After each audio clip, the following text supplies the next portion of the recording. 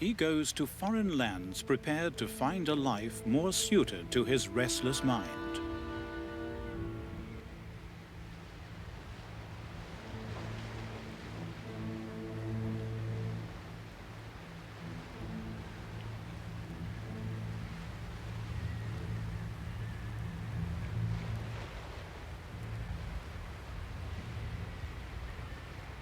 The fair breeze blew, the white foam flew, the furrow followed free, as we burst into that restless sea.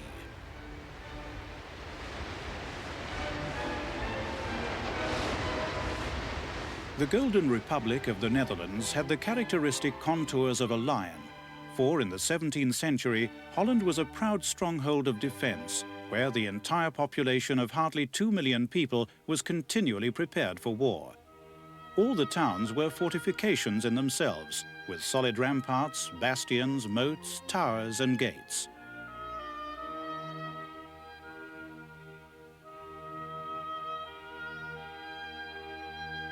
Alkmaar was such a town, surrounded by the polders of North Holland.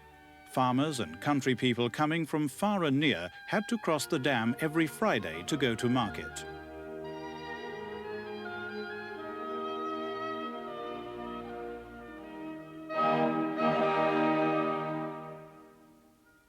In the shadow of the tower in the center of the town was the market square, where farmers had always come to sell their cheese.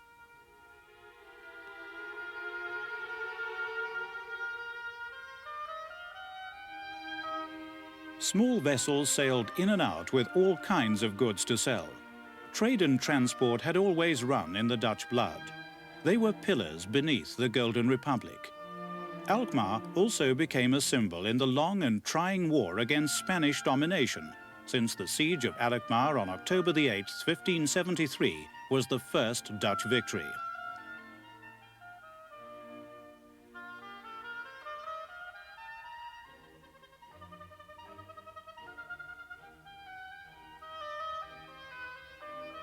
Alkmaar still has one of the last timber houses built in the Middle Ages. If a fire broke out in one of those, half the town would burn down with it.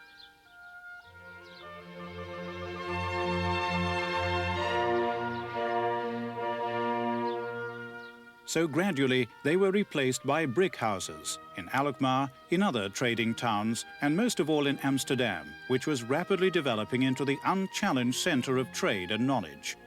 The Dutch taught their children to read and write, and especially to count.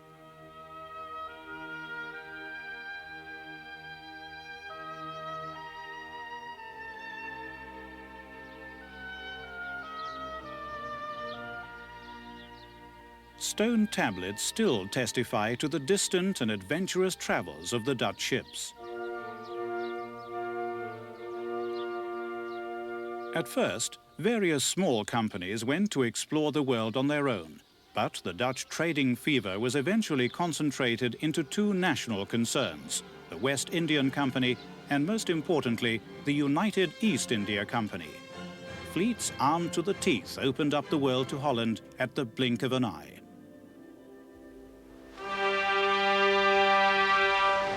On these distant shores, as many as 500 Dutch forts sprang up to protect trade.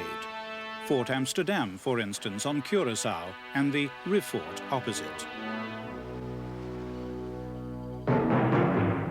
Or, on the other side of the world, Blockhouse Haarlem, on the island of Ambon on the Moluccas. And Fort Frederick Hendrik in Mauritstown in Brazil.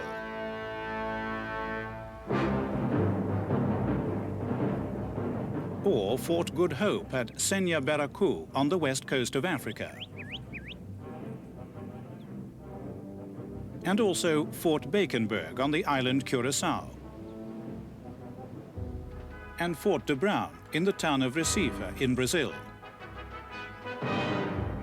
Or Fort Orange on St. Eustatius in the Caribbean, where Holland was the first nation to officially recognize the United States with gun salutes. Fort Koenraadsburg in the town of Elmina in Ghana, West Africa. and Fort Zoutman on the island of Aruba, one of the smallest Dutch fortifications ever built.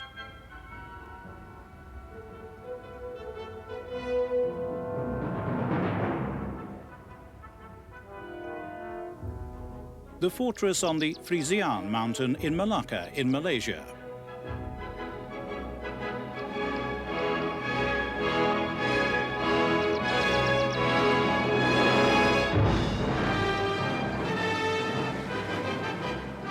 Fort Duurstede on the island of Saparua, a gigantic fortress in the township of Fortaleza in the north of Brazil.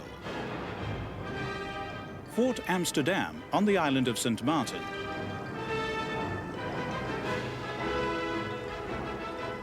The little Fort Hoorn on Haruku, another Fort Amsterdam in Ghana, Fort de Wint on St. Eustatius, and Fort Orange on the island of Itamaracar in Brazil.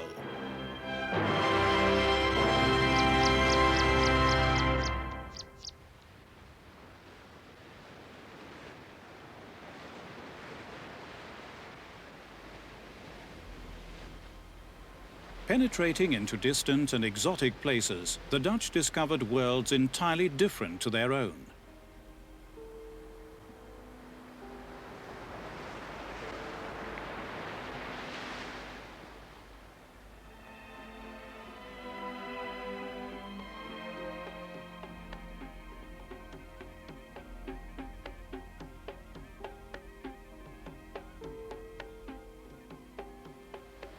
In all these far-off and often desolate places, the Dutch fought, traded and built.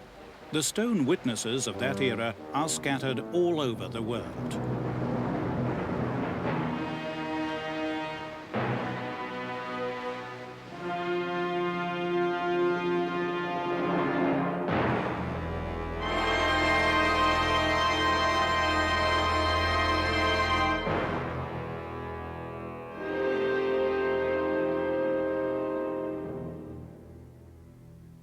The first version of such a Dutch fortification was often no more than simple earthen ramparts, on which they built a wooden palisade fort or else just a solid log house.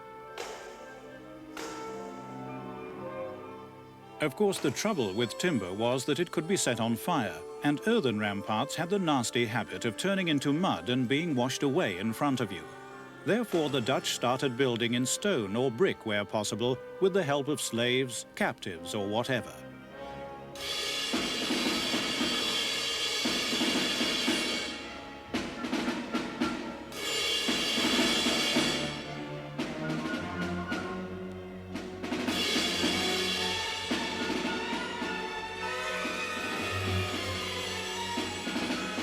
One of these forts was Belgica. Once its bright white walls rose like a fairy castle from the blue waters around the Indonesian island of Banda Neira. In the first instance, Fort Belgica was built by the famous Pieter Bot in a modest form. Apart from the stone showing Pieter Bot's name, nothing is left of that.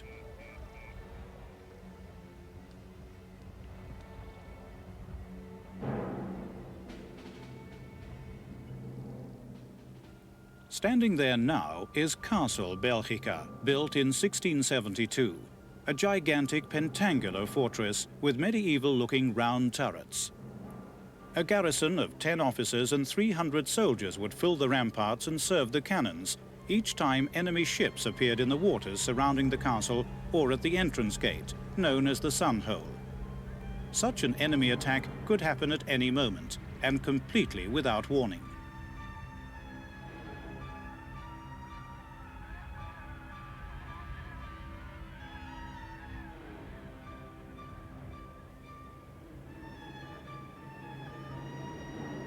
That is why they stuck to an iron discipline and a 24-hour watch.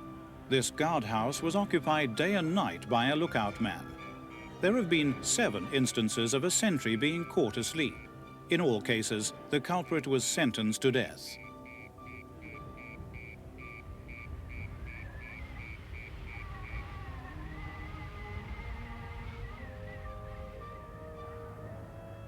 In the center of the large rectangular courtyard, you can still see the 30 meters deep water reservoir, which in times of need assured the whole garrison of drinking water.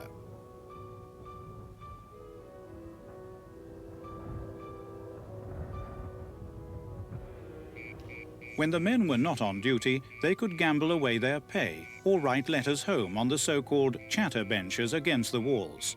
At night, they slept in the soldiers' quarters built underneath the walls. They weren't exactly cheerful places. Most Dutch fortresses were basically square in shape with bastions on the corners. This was the classical shape used by the old Italian fortress engineers. Later, the Dutch gradually adapted their forts to the local conditions. Thus, various shapes evolved, such as peculiar triangular ones, 4, 5 or even 6-pointed star fortresses, as well as other shapes, which usually came about in various stages.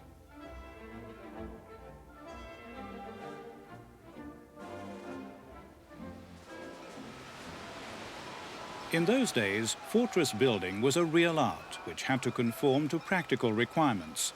A good fortress was proud and arrogant, self-contained, and an impenetrable mass of defense.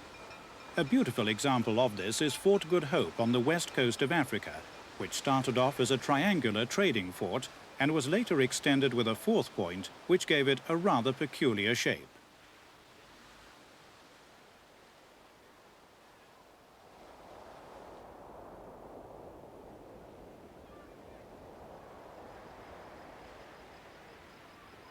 High on the top of a hill and towering over the sea, it had a free view in all directions, and the cannons could not only be pointed towards the sea, but also towards the land.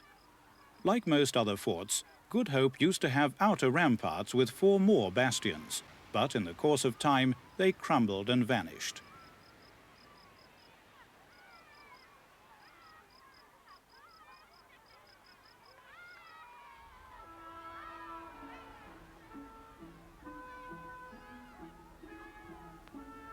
A large gateway in the ramparts gave entrance to the fortress, and anyone okayed by the sentry would then enter through a dark passage into the small but well-protected courtyard.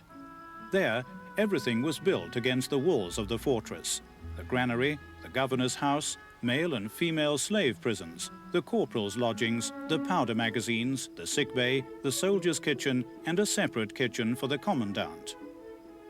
Over the windows and the doors, one can still see the rows of special tiny yellow bricks brought down from Holland by the ships as ballast. Another decorative feature is the British cannonball, which during a siege landed in the courtyard and was later fixed to the banisters.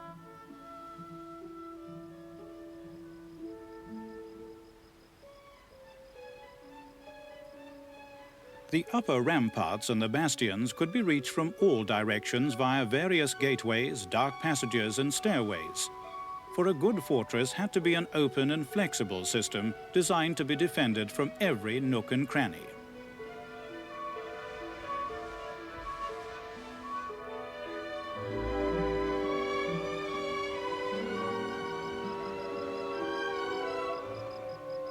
One of the tactical extras to Fort Good Hope was that it had not only the usual apertures for the cannons, but also special embrasures for the riflemen.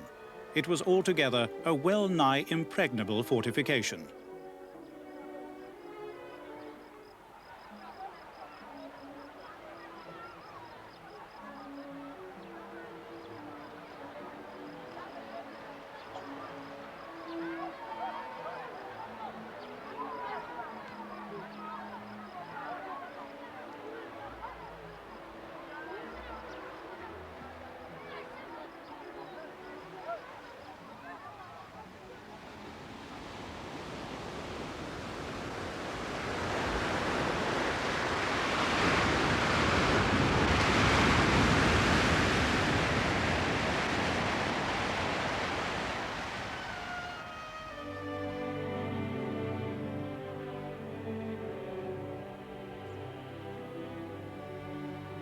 Like a medieval castle, the impressive Fort Amsterdam rises over the town of Abanzi in Africa. The remarkable feature of this square-shaped fortress is that it not only has 2 round turrets, but also 2 square ones, as if the architect couldn't decide which shape would be best, taking account of the range of fire and the deflection of enemy cannonballs. This mixed shape is clearly shown on the plaque fixed in the wall of the fortress after it was restored with financial aid from Holland.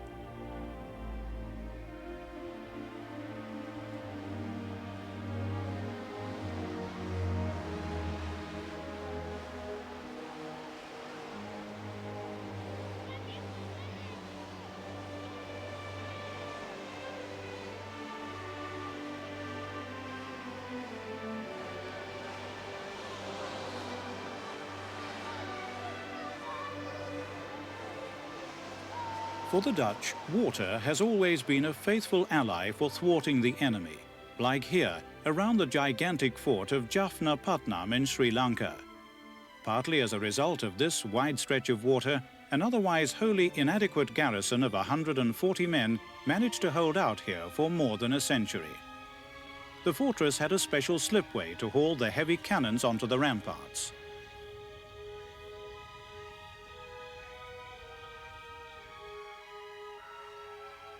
Halfway through the 17th century, the Dutch overseas fortresses became bigger and bigger.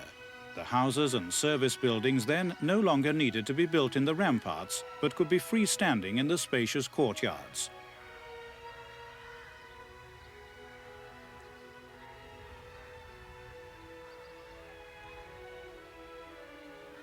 Just as it had happened at home, the overseas fortresses expanded into complete fortified towns. A fine example of one of these so-called factory castles, 150 by 125 meters, was built on Celebes in what used to be Makassar.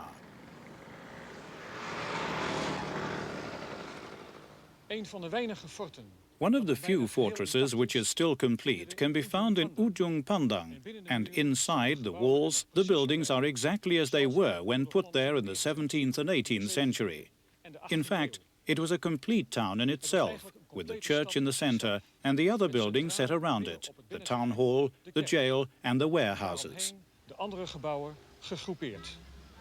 Het raadhuis, de gevangenis en de pakhuizen. The governor, the minister, the chief merchant and the soldiers all lived happily together in this town, which architecturally had a lot more to offer than the sober fortifications of earlier days.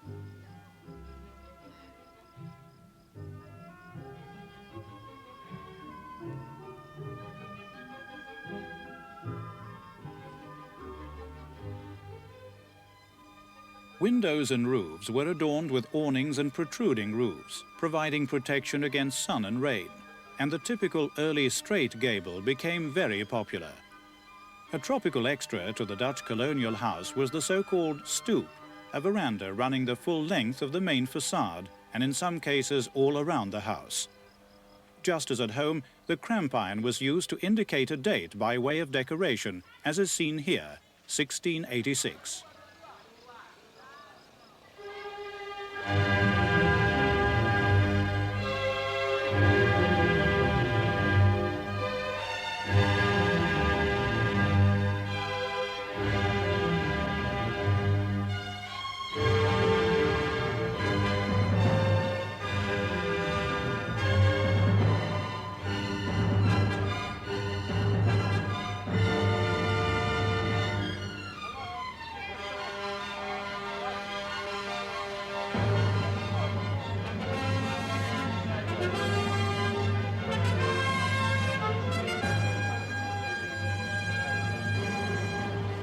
Usually, the fortresses didn't only have a gate on the land side, but also on the seaward side. It was known as the water gate. In the course of time, both kinds were more and more excessively decorated. One of the finest examples must have been the water gate of Castle Victoria on Ambon, complete with every coat of arms of the company's chambers. Slowly but surely, this last piece of evidence is deteriorating into a sad ruin, with only half of the company's initials still left. Decay is gnawing at the proud lion.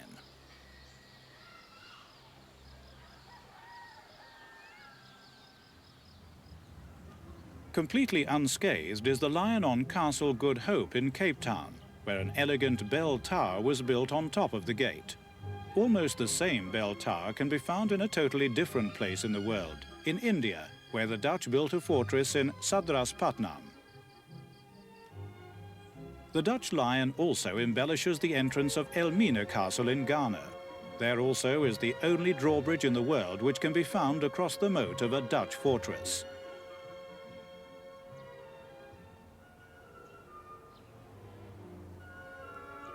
This moat was hacked out of the rock-hard ground after they had taken the castle from the Portuguese. It is not known whether there has ever been water in it. There were no wells, and one would doubt if enough rain could have fallen there to keep the moat filled.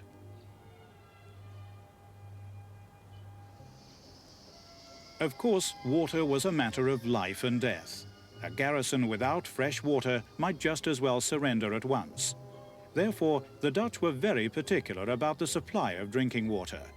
Since Elmina didn't have a natural well, the Dutch dug a very deep rain well, in which rainwater from the roofs was collected via an elaborate system of gutters and pipes.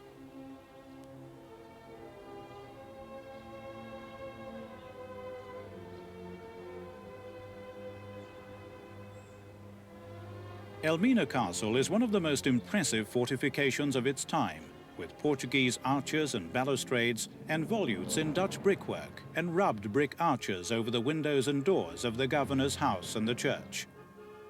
The base of the big castle was already laid down by the Portuguese before 1500, but the Dutch first blasted it to smithereens before extending and embellishing it in every way. This produced a surprising mixture.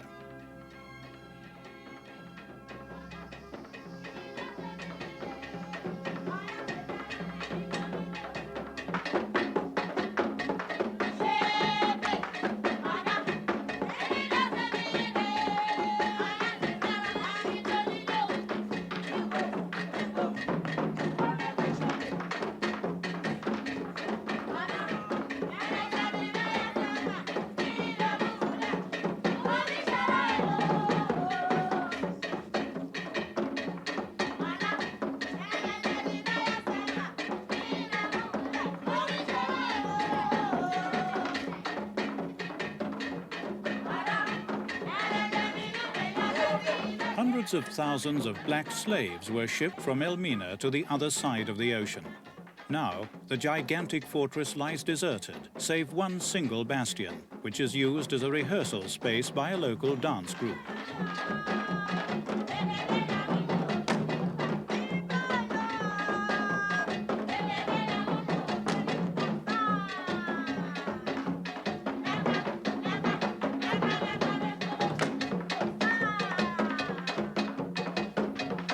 With all these building and alteration works to a fortress which in fact already existed, the Dutch didn't really have a foundation stone to lay. Therefore, a certain Governor Nachlas decided to brick in a last stone which says, "This last stone was laid by the Colonel Commissioner of the Dutch government, governor of these properties."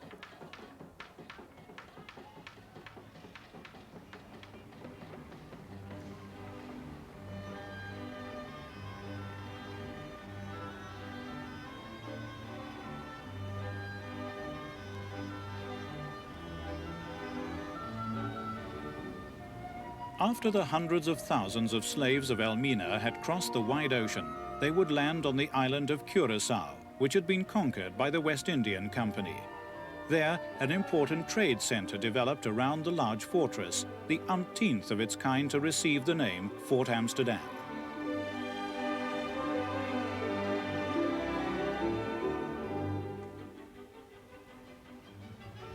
The elegant palace built over the entrance of Fort Amsterdam is the only Dutch governor's house in the world which is still occupied by a governor. With its distinguished staircase and its harmonious division of dormers and arched windows, it is one of the finest Dutch government buildings overseas. A complete restoration in the 19th century has ensured that at least this last piece of evidence is still unblemished.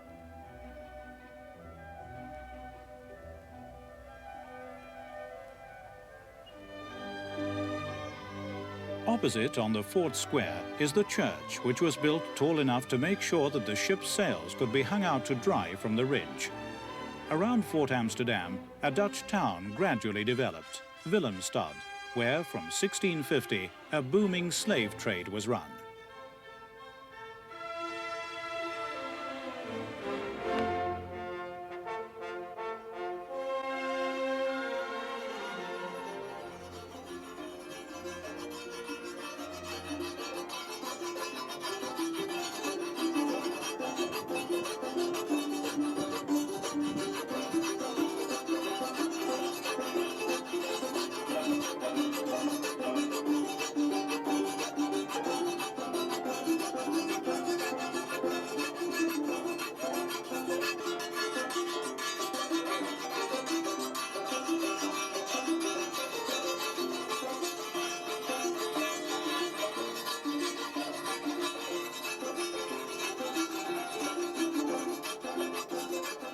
The slaves were resold to Brazil and to plantations all over the New World. But in the course of time, many of them got left behind in Willemstad on Curaçao. There they were put to work on the farms and in the households. It's not surprising then that the African influence still dominates today, however Dutch the town may be.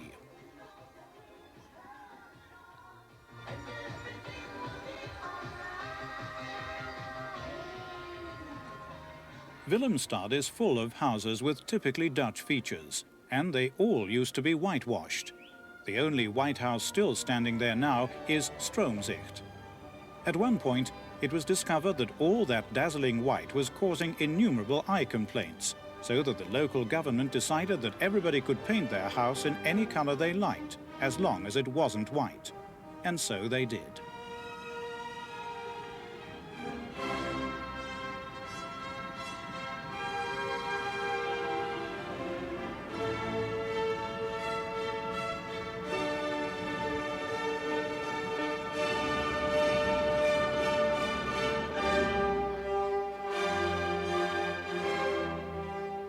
In those days, Amsterdam was Jerusalem for the Jews, who were persecuted everywhere else in Europe. And from Amsterdam, the Jews followed the Dutch on their colonial trail in profitable cooperation. This is how Willemstad came to have the oldest synagogue on that side of the ocean. It was started in 1732, and specially skilled workmen came over from Holland to Curaçao to build it. In many respects, this synagogue resembles the one in Amsterdam.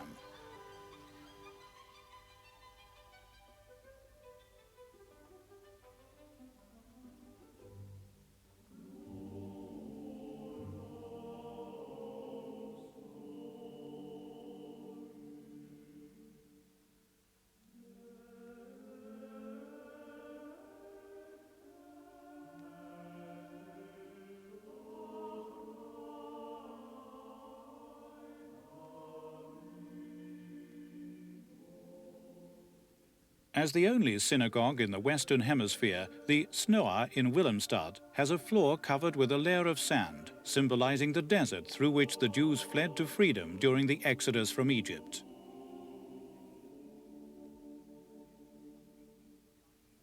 "1,100 blue Chinese tiles cover the floor of another synagogue in Cochin in India. They were a gift from a Jewish merchant employed by the East India Company, who had them especially shipped from Canton on a Dutch vessel.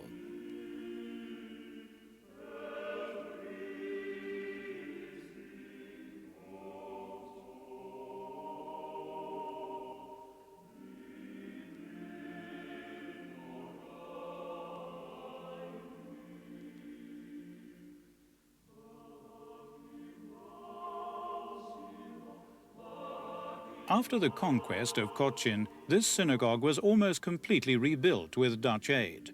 That is why it shows typically Dutch features, such as the cross windows and the genuine Dutch window shutters. Like Willemstad, Cochin also had a large Jewish population, and many dozens of real Dutch houses were spread through the town. Of all these houses, only one has remained, a last piece of evidence from 1761. This house has a real Dutch stoep with a chatter bench in front of the stylish panelled stable doors.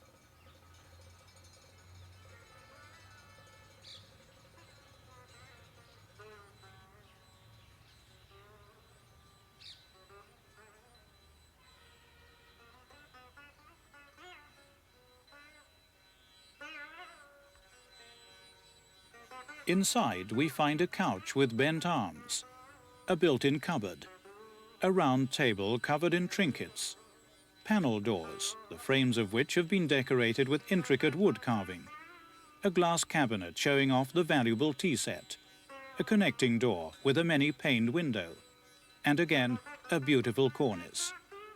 Everything about this house is steeped in an atmosphere of the invincible Dutch.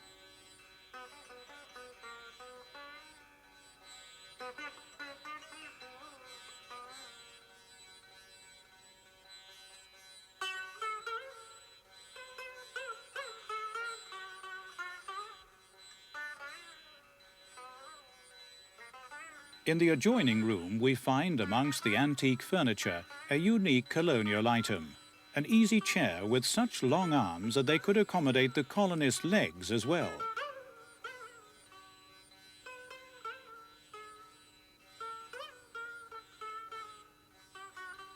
A very personal style is apparent in the so-called gardeners' houses on the nutmeg plantations of the Banda Islands in Indonesia.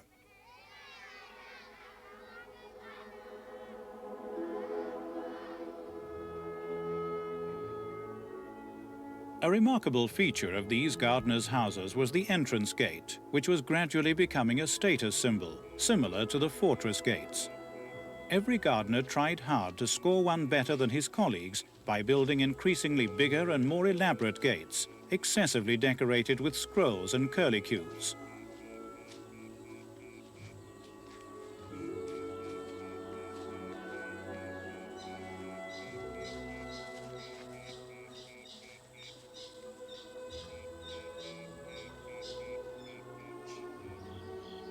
On the other side of the world, on Curaçao, we find exactly the same kind of scrolls on what is left of the numerous Dutch country houses. Only about 50 still remain, and many of them are falling into ruins.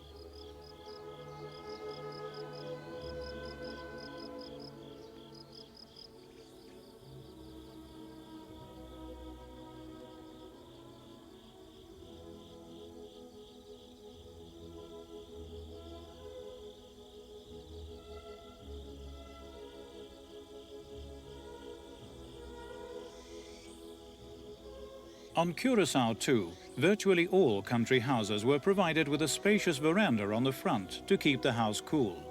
Later on, these verandas were often walled in to make a larger living area. Most country houses were built high on a hilltop, not only to make use of the cool sea breeze, but also to permit mutual contact with light or smoke signals. A fine example of harmonious design is the estate Ascension, which a few decades ago was completely restored in the old style, inside as well as outside.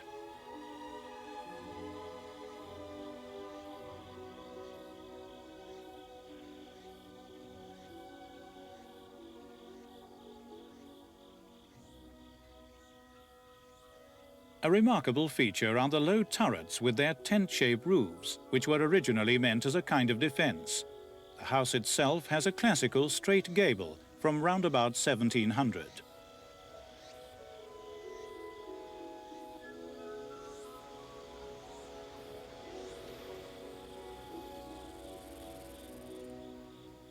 Later on, more cheerful dormer windows, arches and roof shapes became popular. Also facades with various kinds of scrollwork, competing with each other in playful ingenuity.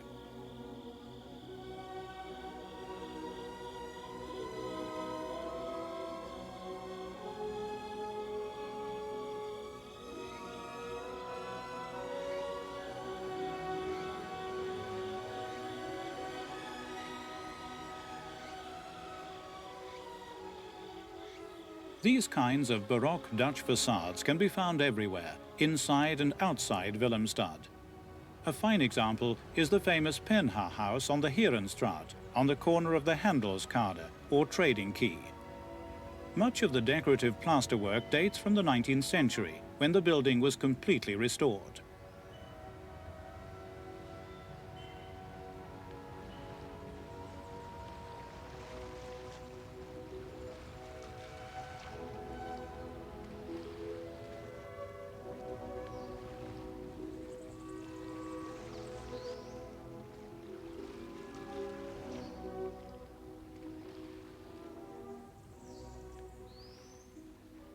The same decorated facades can be found on the other side of the ocean in South Africa. Homestead Meerlust shows the development of a typical Cape Dutch architecture, a mixture of the Dutch Baroque and the personal tastes of the colonists.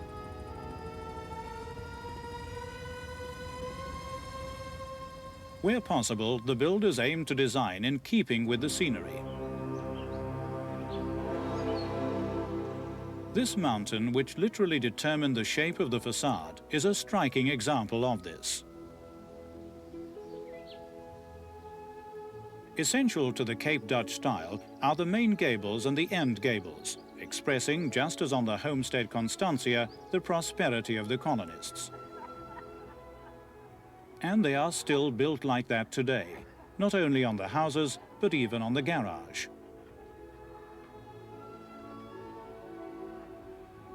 Especially round the year 1800, the simple straight gable changed into elaborate versions of the stepped gable, the clock gable and the bottleneck gable. The entire Kerkstraat is lined with them in every conceivable variation, which together form the unique and charming style of the Cape.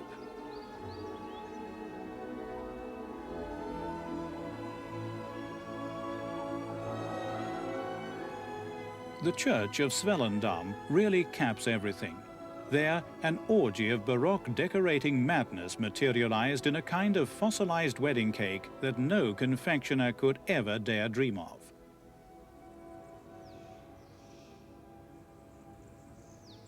Usually, the Dutch churches were extremely sober, such as this one in Matara on Sri Lanka.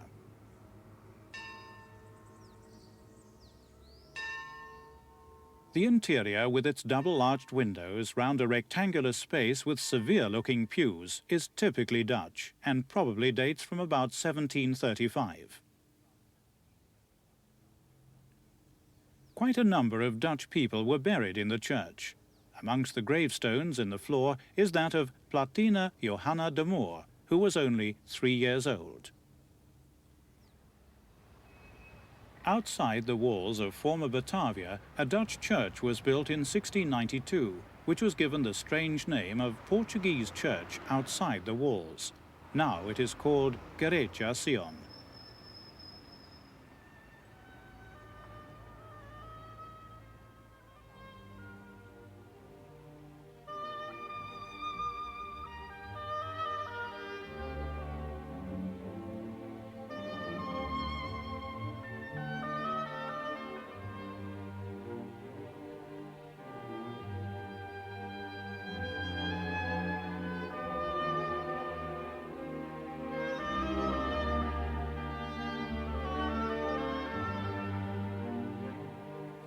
This church was built for the so-called Mardijkers, a word derived from Merdeka, meaning liberated ones. These Mardijkers were Malayans who, after the siege of Malacca, had been taken prisoner and brought to Batavia, where the Dutch were prepared to give them back their liberty on the condition that they became members of the Dutch Reformed Church.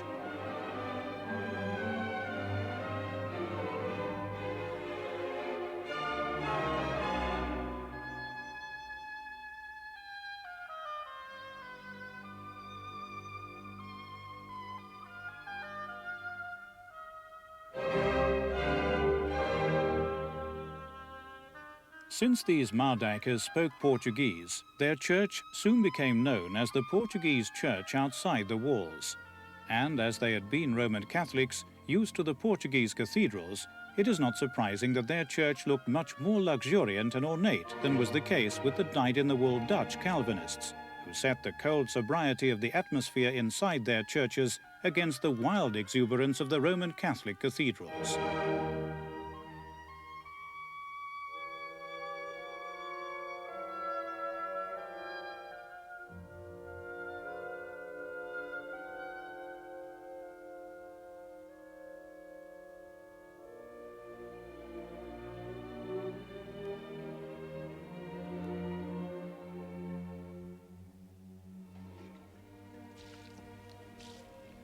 Dutch people are buried all over the world, such as here, in a cemetery in Masulipatam, on the Coromandel coast of India. There, the last pieces of evidence of a stormy and adventurous era are still carefully tended as protected historic monuments. You'll find one of the most beautiful Dutch cemeteries in Pulicat, also on the Indian Coromandel coast.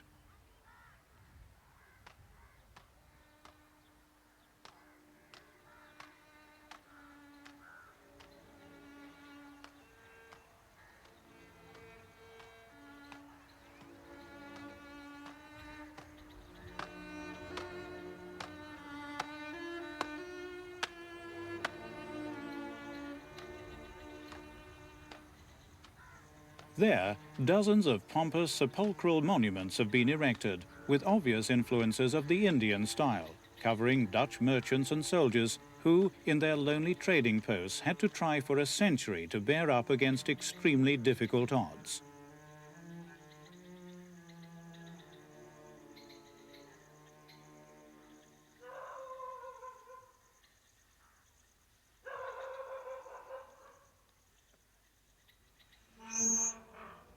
Another typically Dutch cemetery lies behind this fence in Nagasaki, Japan. These graves are still treated with due respect by the Japanese.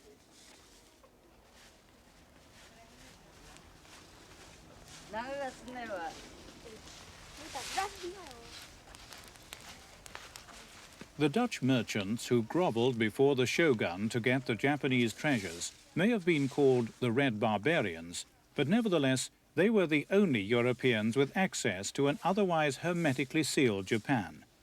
For over 200 years, the Dutch had a monopoly on Japan. Those days have gone. One becomes well aware of that in this quiet cemetery in the middle of modern Nagasaki. The fact that time flies was already known in those days of long ago. This letter is Latin. Gine, mora, borat, hora. In English, time is flying always. In Japanese, toki wa taimanaku tobu. This symbol is wing. This is sand clock. Time is flying. That's.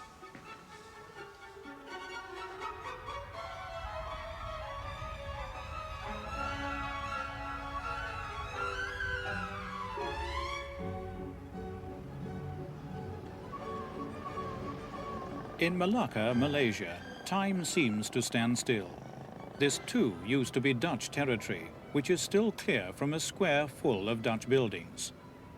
Round about 1750, a very solid Dutch hall church was built here, now used by the Church of England.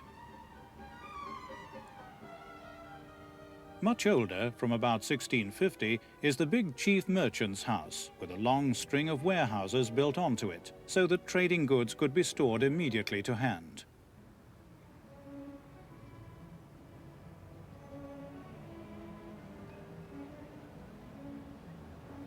The most important building on the square, and also the oldest Dutch building in its original state in Asia, is the town hall, dating from about 1650. Governors like Jan van Riebeek used to climb the monumental double staircase to their offices and living quarters. From their office, they had a fine view of the park and the square, where later on, during British rule, a detached bell tower was built. Round about 1900, the entire square was painted red as a homage to the Dutch red brick. A memorial stone in the wall of the fortress testifies that from 1602 till 1795, the East India Company was the servant and the pioneer of the Netherlands in the East.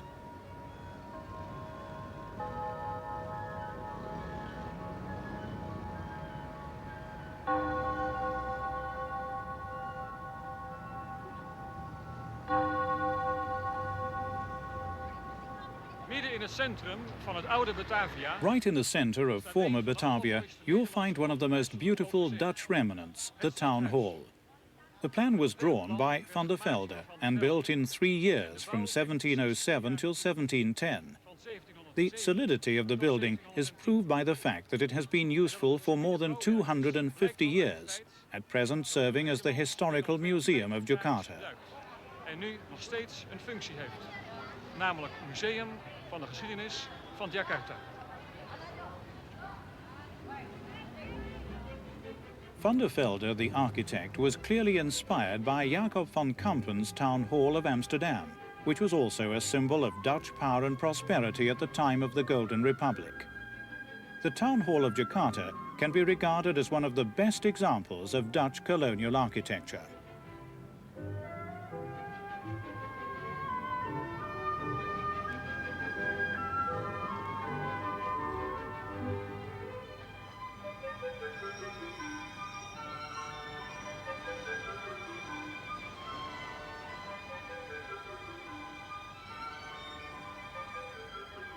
A small octagonal cupola rises above the long, high roof, and a similar little tower can be found on the former town hall in Cape Town. There also is a perfectly maintained building, with of course the arms of the founder Jan van Riebeek over the entrance.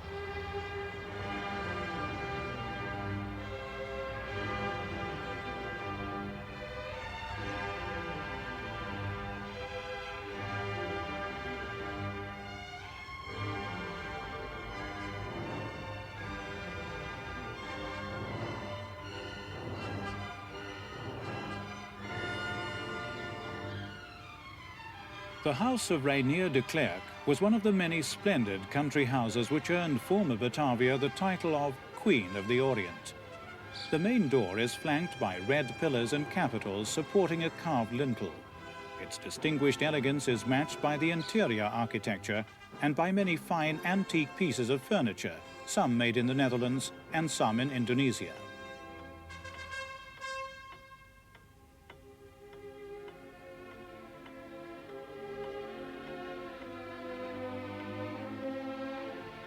The house of de Klerk, which was built in 1760, is the only country house from those days in Jakarta which has been preserved in such a perfect state. It reminds us of a past which may be regarded in many different ways, a time, however, when the Dutch were calling the tune all over the world.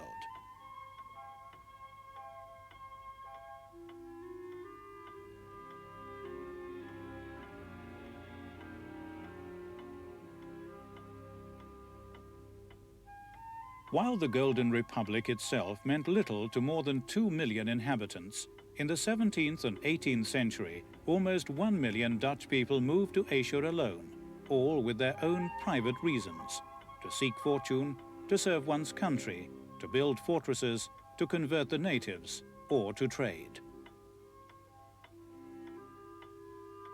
And all over the world, bridges and streets, houses and canals, fortresses and churches, and graves testify to a period once known as the Dutch Golden Age, a time which now lies far behind us, an era which has ended and will never come back.